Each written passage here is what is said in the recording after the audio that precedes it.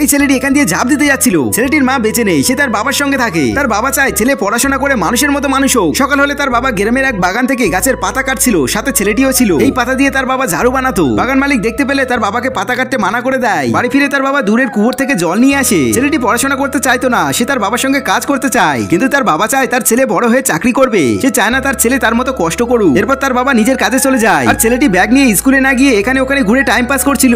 স্কুলের এক মাস্টার তাকে দেখতে পেলে তাকে হেড স্যারের কাছে নিয়ে যায়। হেড স্যার তাকে অনেক বকাবকি করে, তাই মন খারাপ করে এই পাহাড়ের উপর দিয়ে ঝাঁপ দিতে যাচ্ছিল, কিন্তু তখন তার বাবার কথা মনে পড়ে যায়, তাই সে আর ঝাঁপ দেয়নি, কিন্তু তার ব্যাগ সেখান থেকে ছুঁড়ে ফেলে দেয় আর বাড়ি ফিরে কাঁদতে কাঁদতে কাজ করছিল। তার বাবা বাড়ি ফেরার সময় বাজার থেকে তার পছন্দের খাবার কিনে নিয়ে এসে তাকে দেয়। তারপর ঘরে গিয়ে ছেলেকে নিয়ে তার কত স্বপ্ন সেগুলি মন খুলে বলছিল, যা শুনে ছেলেটির মন বদলে যায়। সে তার ফেলে দেওয়া ব্যাগ তুলে আনতে যায়, সেখানে এখনো ব্যাগ দেখতে পেয়ে সে খুব খুশি হয়। তারপর অনেক কষ্ট করে সে তার ব্যাগ উপরে তোলে। এখন আপনি কখনো স্কুলে না গিয়ে টাইম পাস করেছেন কিনা, আর পড়াশোনা করতে আপনার ভালো লাগে কিনা কমেন্টে জানাতে পারেন আপনাদের মতামত।